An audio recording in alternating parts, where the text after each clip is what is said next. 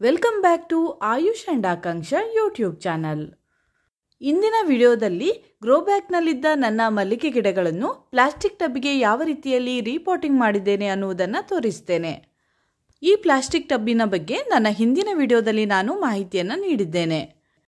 ನಾವು ಇದನ್ನು ಪರ್ಚೇಸ್ ಮಾಡಿದಾಗ ಇದರಲ್ಲಿ ಹೋಲ್ಗಳಿರುವುದಿಲ್ಲ. ನಾವು ಈ ರೀತಿಯಾಗಿ ಹೋಲ್ಗಳನ್ನು ಮಾಡಿಕೊಳ್ಬೇಕಾಗ್ತದೆ. ನಾವು ಗಿಡಗಳನ್ನು ಪಾಟ್, ಗ್ರೋ ಬ್ಯಾಗ್ ಅಥವಾ ಈ ರೀತಿಯ ಟಬ್ಗಳಲ್ಲಿ ನಡುವಾಗ ಹೀಗೆ ಹೋಲ್ ಮಾಡಿಕೊಂಡರೆ ನಾವು ಗಿಡಗಳಿಗೆ ಹಾಕಿದ ಹೆಚ್ಚಾದ ನೀರು ಇದರಿಂದ ಹೊರಗಡೆ ಹೋಗ್ತದೆ. ಆಗ ಗಿಡದ ಬುಡದಲ್ಲಿ ನೀರು ನಿಲ್ಲುವುದಿಲ್ಲ. ನಾವು ಈ ರೀತಿಯಾಗಿ ಹೋಲ್ಗಳನ್ನು ಮಾಡದೇ ಇದ್ದಲ್ಲಿ ಮಳೆಗಾಲದಲ್ಲಿ ಗಿಡದ ಬುಡದಲ್ಲಿ ನೀರು ನಿಂತು ಗಿಡಗಳು ಹಾಳಾಗ್ತದೆ. ಹಾಗಾಗಿ ನಾವು ಗಿಡವನ್ನು ನಡುವ ಮೊದಲು ಈ ರೀತಿಯಾಗಿ ಹೋಲ್ಗಳನ್ನು ಮಾಡಿಕೊಳ್ಬೇಕು. ನಾನು ಕೆಳಭಾಗದಲ್ಲಿ ಹಾಗೂ ಸೈಡ್ನಲ್ಲಿಯೂ ಕೂಡ ಹೋಲ್ಗಳನ್ನು ಮಾಡಿಕೊಂಡಿದ್ದೇನೆ. ಈಗ ನಾನು ಇದಕ್ಕೆ ಮಣ್ಣನ್ನು ರೆಡಿ ಮಾಡ್ಕೊಳ್ತಾ ಇದ್ದೇನೆ. ಇದು ಕೆಂಪು ಮಣ್ಣು. ನಾವು ಈ ರೀತಿಯಾಗಿ ಕೆಂಪು ಮಣ್ಣನ್ನು ಮಾತ್ರ ಹಾಕಿದರೆ ಮಣ್ಣು ಗಟ್ಟಿಯಾಗ್ತದೆ ಹಾಗೂ ಅಂಟಾಗಿರ್ತದೆ. ಹಾಗಾಗಿ ನಾನು ಇದಕ್ಕೆ ಮರಳು ಹಾಗೆ ಸುಡುಮಣ್ಣು ಹಾಗೆ ದನದ ಗೊಬ್ಬರವನ್ನು ಹಾಕಿ ಮಿಕ್ಸ್ ಮಾಡ್ತಾ ಇದ್ದೇನೆ. ಇದರೊಂದಿಗೆ ಕಡಲೆ ಹಿಂಡಿ ಹಾಗೂ ಬೇವಿನ ಹಿಂಡಿಯನ್ನು ಕೂಡ ಹಾಕಿಕೊಳ್ಬೇಕು. ನಾನು 4 ದಿನದ ಹಿಂದೆಯಷ್ಟೇ ನನ್ನ ಮಲ್ಲಿಗೆ ಗಿಡಗಳಿಗೆ ಬೇವಿನ ಹಿಂಡಿ ಹಾಗೂ ಕಡಲೆ ಹಿಂಡಿಯ ಮಿಶ್ರಣವನ್ನು ಹಾಕಿದ್ದೇನೆ. ಹಾಗಾಗಿ ನಾನು ಇಲ್ಲಿ ಹಾಕ್ತಾ ಇಲ್ಲ. ಈ ರೀತಿಯಾಗಿ ಮಣ್ಣು, ಮರಳು, ಸುಡುಮಣ್ಣು ಹಾಗೂ ಗೊಬ್ಬರಗಳನ್ನು ಹಾಕಿ ಚೆನ್ನಾಗಿ ಮಿಕ್ಸ್ ಮಾಡಿಕೊಳ್ಬೇಕು. ಇದರಲ್ಲಿರುವ ಕಲ್ಲುಗಳನ್ನೆಲ್ಲ ತೆಗಿತಾ ಇದ್ದೇನೆ. ಹಾಗೆ ಇದನ್ನು ಚೆನ್ನಾಗಿ ಮಿಕ್ಸ್ ಮಾಡ್ಕೊಳ್ತಾ ಇದ್ದೇನೆ.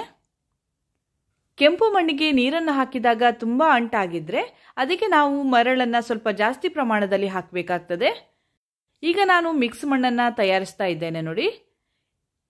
ಯಾವುದೇ ಗಿಡವನ್ನು ನಾವು ಪಾಟ್ನಲ್ಲಿ ನಡುವಾಗ ಈ ರೀತಿಯಾಗಿ ಮಣ್ಣನ್ನು ಮಿಕ್ಸ್ ಮಾಡಿಕೊಂಡು ನಟ್ಟರೆ ಗಿಡಗಳು ಚೆನ್ನಾಗಿ ಬೆಳೆಯುತ್ತದೆ. ನೋಡಿ, ಟಬ್ಬನ್ನು ಈ ರೀತಿಯಾಗಿ ನಾನು ಹೋಲ್ ಮಾಡಿಕೊಂಡಿದ್ದೇನೆ. ಕೆಲವೊಂದು ಟಬ್ಬಿಗೆ ಜಾಸ್ತಿ ಹೋಲ್ ಮಾಡಿದ್ದೇನೆ. ಸ್ಟಾರ್ಟಿಂಗಲ್ಲಿ ನಾನು ಜಾಸ್ತಿ ಹೋಲ್ಗಳನ್ನು ಮಾಡಿದ್ದೇನೆ. ಆದರೆ ಈಗ ನನಗೆ ಹೋಲ್ಗಳನ್ನು ಮಾಡಿ ಮಾಡಿ ಕೈಯೆಲ್ಲ ನೋವು ಸ್ಟಾರ್ಟ್ ಆಗಿದೆ. ಹಾಗಾಗಿ ನಾನು ಇಷ್ಟೇ ಹೋಲ್ಗಳನ್ನು ಮಾಡಿದ್ದೇನೆ. ಮಧ್ಯದಲ್ಲಿ 2 ಸ್ವಲ್ಪ ದೊಡ್ಡ ಹೋಲ್ಗಳನ್ನು ಮಾಡಿಕೊಳ್ಬೇಕು. ಹಾಗೆ ಸುತ್ತಲೂ ಚಿಕ್ಕ ಚಿಕ್ಕ ಹೋಲ್ಗಳನ್ನು ಮಾಡಿಕೊಂಡಿದ್ದೇನೆ. ಹಾಗೆ ಅದರ ಮೇಲೆ ನೋಡಿ ಜಲ್ಲಿಕಲ್ಲನ್ನು ಹಾಕಿ ಈ ರೀತಿಯಾಗಿ ಸ್ಪ್ರೆಡ್ ಮಾಡ್ತಾ ಇದ್ದೇನೆ. ನೀವು ಚಿಕ್ಕ ಗಿಡಗಳನ್ನು ಹಾಕೋದಾದರೆ ಸ್ವಲ್ಪ ಜಾಸ್ತಿ ಜಲ್ಲಿಕಲ್ಲನ್ನು ಹಾಕಬಹುದು.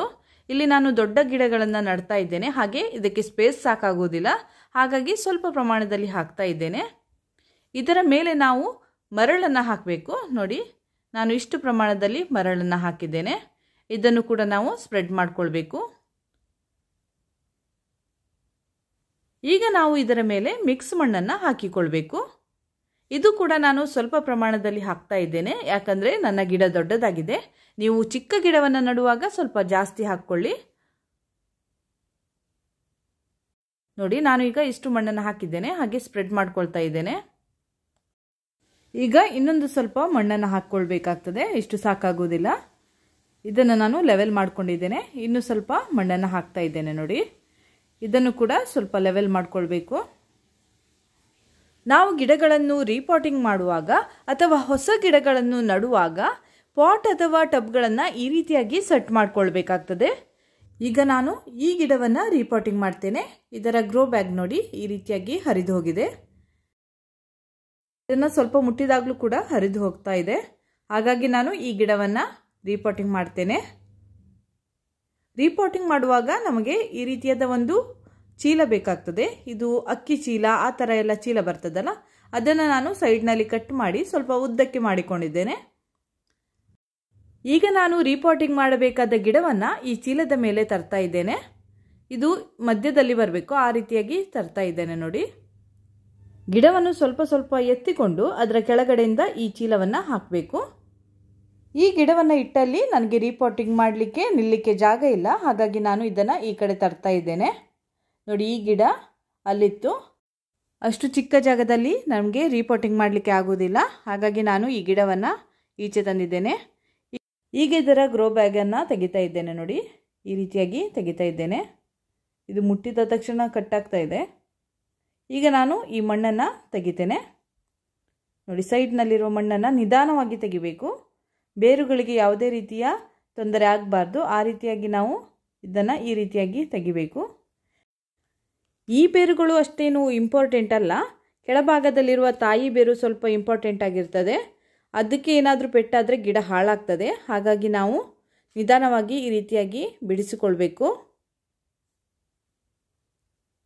ನೋಡಿ, ನಾನು ಕೆಳಗಡೆ ಚೀಲ ಇಟ್ಟಿರುವುದರಿಂದ ನಾನು ತೆಗೆದಂತಹ ಮಣ್ಣು ಆ ಚೀಲದ ಮೇಲೆ ಬೀಳ್ತಾ ಇದೆ.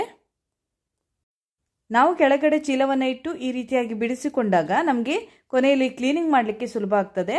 ಪುನಃ ಮಣ್ಣನ್ನು ತುಂಬಬೇಕಂತ ಇಲ್ಲ. ನೋಡಿ, ಕೆಳಗೆ ಭಾಗದಲ್ಲಿ ಸ್ವಲ್ಪ ದೊಡ್ಡ ದೊಡ್ಡ ಬೇರುಗಳಿರ್ತದೆ, ನಿಧಾನವಾಗಿ ನಾವು ತೆಗಿಬೇಕು.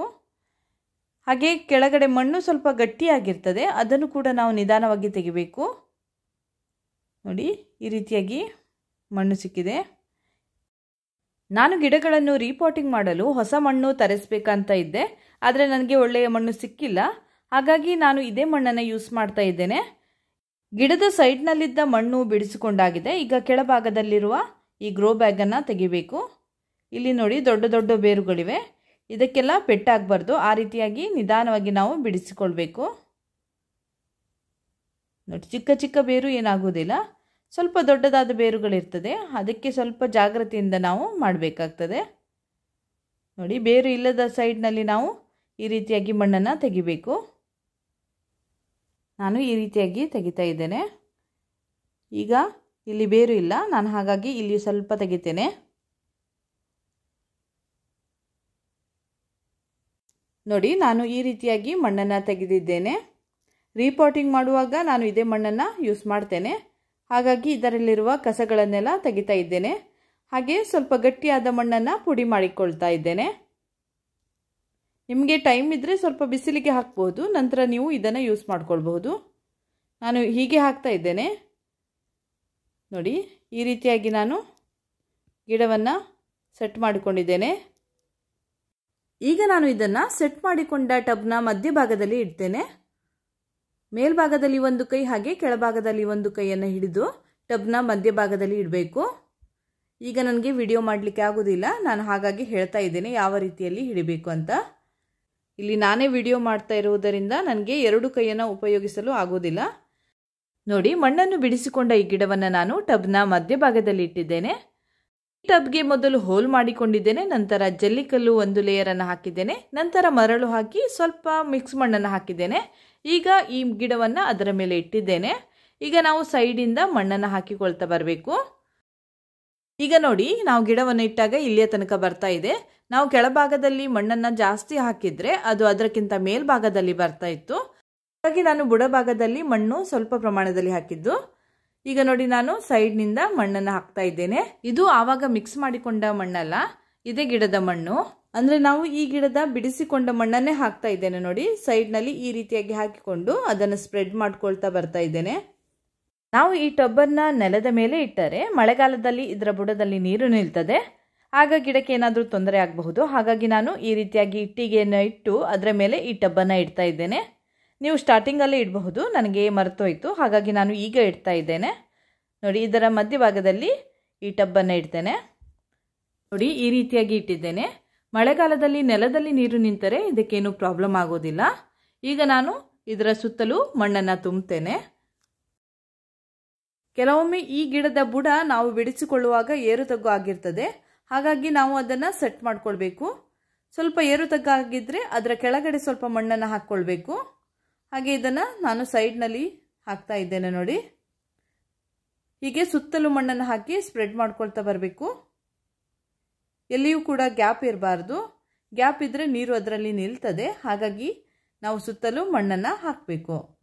ನೋಡಿ, ಈ ಭಾಗ ಸ್ವಲ್ಪ ಕೆಳಭಾಗದಲ್ಲಿದೆ, ಹಾಗೆ ಬುಡ ನೋಡಿ ಹೈಟ್ ಆಗಿದೆ. ಇನ್ನೂ ಸ್ವಲ್ಪ ಮಣ್ಣನ್ನು ಹಾಕಬೇಕು, ಆದರೆ ನಾನು ಈಗ ಏನಾದರೂ ಒಂದು ಫರ್ಟಿಲೈಸರನ್ನು ಹಾಕಬೇಕಾಗ್ತದೆ. ಹಾಗಾಗಿ ನಾನು ಇಲ್ಲಿಗೆ ಬಾಸನ್ನು ಹಾಕಿ ನಂತರ ಇದರ ಮೇಲೆ ಮಣ್ಣನ್ನು ತುಂಬುತ್ತೇನೆ. ನೋಡಿ, ಇದು ಬಾಸ್ ಅಂತ, ಇದು ಒಂದು ಫರ್ಟಿಲೈಸರ್ ಈ ರೀತಿಯಾಗಿರ್ತದೆ. ಇದನ್ನು ನಾನು ಇಷ್ಟು ತಗೊಂಡು ಗಿಡದ ಸುತ್ತಲೂ ಹಾಕ್ತಾ ಇದ್ದೇನೆ. ಹಾಗೆ ಗಿಡದ ಬುಡದಲ್ಲಿ ಸ್ವಲ್ಪ ಮಣ್ಣು ಜಾಸ್ತಿ ಇದೆ, ಅದನ್ನು ನಾನು ತೆಗಿತಾ ಇದ್ದೇನೆ. ನೋಡಿ, ಈ ಭಾಗದ ಮಣ್ಣನ್ನು ನಾನು ಸ್ವಲ್ಪ ಕೆಳಭಾಗಕ್ಕೆ ಮಾಡಿಕೊಳ್ತಾ ಇದ್ದೇನೆ. ಇಲ್ಲಿರುವ ಬೇರುಗಳು ಗಿಡಕ್ಕೆ ಅಷ್ಟೊಂದು ಅವಶ್ಯಕತೆ ಇರುವ ಬೇರುಗಳಲ್ಲ, ಹಾಗಾಗಿ ನಾನು ಗಿಡಕ್ಕೆ ಸ್ವಲ್ಪನೂ ಪೆಟ್ಟಾಗದಂತೆ ಈ ರೀತಿಯಾಗಿ ಮಣ್ಣನ್ನು ಬಿಡಿಸಿಕೊಳ್ತಾ ಇದ್ದೇನೆ. ನೀವು ತುಂಬಾ ಜಾಗೃತಿಯಿಂದ ಈ ಕೆಲಸವನ್ನು ಮಾಡಬೇಕು. ನೋಡಿ, ಹೀಗೆ ತೆಗಿತಾ ಇದ್ದೇನೆ. ನಾವು ನೆಲದಲ್ಲಿ ಗಿಡವನ್ನು ನಟ್ಟಾಗಲೂ ಕೂಡ ಗಿಡದ ಮೇಲ್ಭಾಗದಲ್ಲಿ ಹೀಗೆ ಬೇರುಗಳು ಬಂದಿರ್ತದೆ. ನಾವು ವರ್ಷಕ್ಕೊಮ್ಮೆ ಕಟ್ಟೆಯನ್ನು ಮಾಡುವಾಗ ಆ ಬೇರುಗಳನ್ನೆಲ್ಲ ತೆಗೆದು ನಂತರ ನಾವು ಅದಕ್ಕೆ ಮಣ್ಣನ್ನು ತುಂಬುತ್ತೇವೆ. ಈಗ ನೋಡಿ ಇಷ್ಟು ಮಣ್ಣನ್ನು ಹಾಕಿದ್ದೇನೆ. ಇನ್ನು ಮೇಲ್ಭಾಗಕ್ಕೆ ನಾವು ಹೊಸ ಮಣ್ಣನ್ನು ಹಾಕಬೇಕಾಗ್ತದೆ. ಹೊಸ ಮಣ್ಣು ಅಂದರೆ ನಾನು ಈಗ ಮಿಕ್ಸ್ ಮಾಡಿಕೊಂಡಂತಹ ಮಣ್ಣು. ಕೆಳಭಾಗದಲ್ಲಿ ಅದೇ ಗಿಡದ ಹಳೆ ಮಣ್ಣು ಇದೆ. ಗಿಡದ ಮೇಲ್ಭಾಗದಲ್ಲಿ ಈಗ ನಾನು ಮಿಕ್ಸ್ ಮಣ್ಣನ್ನು ಹಾಕ್ತಾ ಇದ್ದೇನೆ. ನೋಡಿ ಈ ರೀತಿಯಾಗಿ ಹಾಕಿಕೊಳ್ಬೇಕು. ನೀವು ಕಡಲೆ ಹಿಂಡಿ ಹಾಗೂ ಬೇವಿನ ಹಿಂಡಿಯನ್ನು ಈ ರೀತಿಯಾಗಿ ಗಿಡವನ್ನು ನಡುವಾಗಲೂ ಕೂಡ ಹಾಕಿಕೊಳ್ಬಹುದು, ಅಥವಾ ಮಣ್ಣನ್ನು ಮಿಕ್ಸ್ ಮಾಡುವಾಗಲೂ ಕೂಡ ಹಾಕಿಕೊಳ್ಬಹುದು. ಈಗ ನನ್ನ ಒಂದು ಗಿಡವನ್ನು ರೀಪಾಟಿಂಗ್ ಮಾಡಿ ಆಗಿದೆ. ಮಣ್ಣನ್ನು ನಾನು ಇಲ್ಲಿಯ ತನಕ ತುಂಬಿದ್ದೇನೆ. ಫುಲ್ಲಾಗಿ ತುಂಬಾರ್ದು, ಇಷ್ಟು ತುಂಬಿದರೆ ಸಾಕಾಗ್ತದೆ. ನಾವು ಪುನಃ ಅದಕ್ಕೆ ಫರ್ಟಿಲೈಸರ್ ಏನಾದರೂ ಹಾಕಲಿಕ್ಕಿರ್ತದೆ, ನಂತರ ಅದರ ಮೇಲೆ ಸ್ವಲ್ಪ ಮಣ್ಣನ್ನು ಹಾಕಬೇಕಾಗ್ತದೆ. ಹಾಗಾಗಿ ನಾವು ಸ್ಟಾರ್ಟಿಂಗಲ್ಲಿ ಇಷ್ಟು ತುಂಬಿದರೆ ಸಾಕಾಗ್ತದೆ. ಸ್ಟಾರ್ಟಿಂಗಲ್ಲಿ ನಾವು ಗಿಡವನ್ನು ನಡುವಾಗ ಟಬ್ನ ಮೇಲ್ಭಾಗದ ತನಕ ಮಣ್ಣನ್ನು ಹಾಕಿದರೆ ಮುಂದೆ ನಮಗೆ ಫರ್ಟಿಲೈಸರ್ಗಳು ಹಾಗೆ ಹಿಂಡಿಗಳು ಹಾಗೆ ಸುಡುಮಣ್ಣೆಲ್ಲ ಹಾಕಲಿಕ್ಕೆ ಜಾಗ ಸಿಗುವುದಿಲ್ಲ.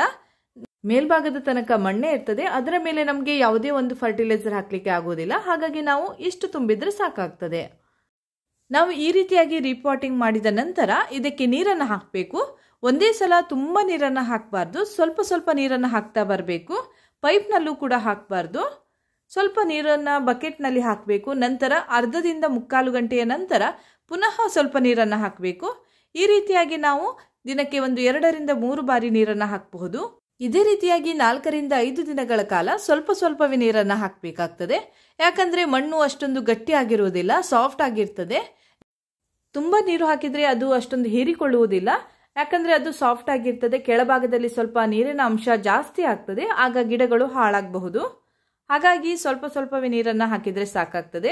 1 ವಾರದ ನಂತರ ನೀವು ಮಾಮೂಲಿಯಂತೆ ನೀರನ್ನು ಹಾಕಬಹುದು. ಗಿಡವನ್ನು ರೀಪಾಟಿಂಗ್ ಮಾಡಿದ 1 ವಾರದ ತನಕ ಅದಕ್ಕೆ ಸ್ವಲ್ಪ ಅಡ್ಜಸ್ಟ್ ಆಗಲಿಕ್ಕೆ ಟೈಮ್ ಬೇಕಾಗ್ತದೆ. ಚಿಗುರುಗಳು ಸ್ವಲ್ಪ ಕಡಿಮೆ ಬರ್ತದೆ. 1 ವಾರದ ನಂತರ ಗಿಡ ತುಂಬಾನೇ ಚೆನ್ನಾಗಿ ಚಿಗುರುತ್ತದೆ. ರೀಪಾಟಿಂಗ್ ಮಾಡುವಾಗ ನೀವು ನೆನಪಿಟ್ಟುಕೊಳ್ಳಬೇಕಾದ ಒಂದು ವಿಷಯಗಳು ಏನಂದರೆ, ರೀಪಾಟಿಂಗ್ ಮಾಡುವ ಟಬ್ ಅಥವಾ ಪಾಟ್ಗಳಿಗೆ ಚೆನ್ನಾಗಿ ಹೋಲ್ಗಳನ್ನು ಮಾಡಿರಬೇಕು. ಹಾಗೆ ಮಣ್ಣನ್ನು ನೀವು ಚೆನ್ನಾಗಿ ಮಿಕ್ಸ್ ಮಾಡಿರಬೇಕು. ಗಿಡದ ಬುಡವನ್ನು ಬಿಡಿಸಿಕೊಳ್ಳುವಾಗ ಬೇರುಗಳಿಗೆ ಯಾವುದೇ ರೀತಿಯ ತೊಂದರೆಯಾಗದಂತೆ ನಿಧಾನವಾಗಿ ಬಿಡಿಸಿಕೊಳ್ಬೇಕು. ಹಾಗೆಯೇ ನಾವು ರೀಪಾಟಿಂಗ್ ಮಾಡುವ ವೇಳೆ ಮಣ್ಣನ್ನು ತುಂಬುವಾಗ ತುಂಬ ಗಟ್ಟಿಯಾಗಿ ತುಂಬಬೇಕು, ಅಲ್ಲಲ್ಲಿ ಗ್ಯಾಪ್ಗಳನ್ನು ಬಿಡಬಾರ್ದು. ಹಾಗೆಯೇ ಗಿಡದ ಉತ್ತಮ ಬೆಳವಣಿಗೆಗಾಗಿ ಯಾವುದಾದರೂ ಫರ್ಟಿಲೈಸರನ್ನು ಹಾಕಿಕೊಳ್ಬೇಕು. ಹಾಗೆ ನೀರನ್ನು ನಾವು ತುಂಬನೇ ಹಾಕಬಾರ್ದು, ಸ್ವಲ್ಪ ಸ್ವಲ್ಪ ನೀರನ್ನು ಹಾಕಬೇಕು. ಈ ಎಲ್ಲ ವಿಷಯಗಳು ರೀಪಾಟಿಂಗ್ ಮಾಡುವಾಗ ಮುಖ್ಯವಾದ ವಿಷಯಗಳು ಅಂತ ಹೇಳಬಹುದು. ನಾನು ನನ್ನ ಎಲ್ಲ ಮಲ್ಲಿಗೆ ಗಿಡಗಳನ್ನು ಈ ರೀತಿಯ ಟಬ್ನಲ್ಲಿ ರೀಪಾಟಿಂಗ್ ಮಾಡಿದ್ದೇನೆ. ಇಂದಿನ ಈ ವಿಡಿಯೋದಲ್ಲಿ ನನ್ನ ಮಲ್ಲಿಗೆ ಗಿಡಗಳನ್ನು ಈ ರೀತಿಯ ಟಬ್ನಲ್ಲಿ ನಾನು ಯಾವ ರೀತಿಯಲ್ಲಿ ರೀಪಾಟಿಂಗ್ ಮಾಡಿದ್ದೇನೆ ಅನ್ನುವುದನ್ನು ತೋರಿಸಿದ್ದೇನೆ. ಇಂದಿನ ವಿಡಿಯೋವನ್ನು ನಾನು ಇಲ್ಲಿಗೆ ಮುಗಿಸ್ತಾ ಇದ್ದೇನೆ. ಈ ವಿಡಿಯೋ ನಿಮಗೆ ಇಷ್ಟ ಆದರೆ ಲೈಕ್ ಮಾಡಿ, ಶೇರ್ ಮಾಡಿ. ಹಾಗೆ ನಿಮಗೆ ಏನಾದರೂ ಡೌಟ್ ಇದ್ದರೆ ಕಮೆಂಟ್ನಲ್ಲಿ ಕೇಳಬಹುದು. ನನಗೆ ತಿಳಿದಷ್ಟು ನಾನು ಅದಕ್ಕೆ ಉತ್ತರಿಸುತ್ತೇನೆ. ಇಲ್ಲಿಯವರೆಗೆ ನನಗೆ ನೀವು ತುಂಬಾನೇ ಸಪೋರ್ಟ್ ಮಾಡ್ತಾ ಬಂದಿದ್ದೀರಾ. ಮುಂದೆನೂ ಕೂಡ ಇದೇ ರೀತಿಯಾಗಿ ನನಗೆ ಸಪೋರ್ಟ್ ಮಾಡ್ತಾ ಇರಿ. ಇಲ್ಲಿಗೆ ಇಂದಿನ ಈ ವಿಡಿಯೋವನ್ನು ಮುಗಿಸ್ತಾ ಇದ್ದೇನೆ. ಮುಂದಿನ ವಿಡಿಯೋದಲ್ಲಿ ಮತ್ತೆ ಭೇಟಿಯಾಗ್ತೇನೆ. ಈ ವಿಡಿಯೋವನ್ನು ನೋಡುತ್ತಿರುವ ನೀವು ಇನ್ನೂ ನನ್ನ ಚಾನಲ್ಗೆ ಸಬ್ಸ್ಕ್ರೈಬ್ ಮಾಡಿಲ್ಲ ಅಂದರೆ ಇವಾಗಲೇ ಸಬ್ಸ್ಕ್ರೈಬ್ ಮಾಡಿ.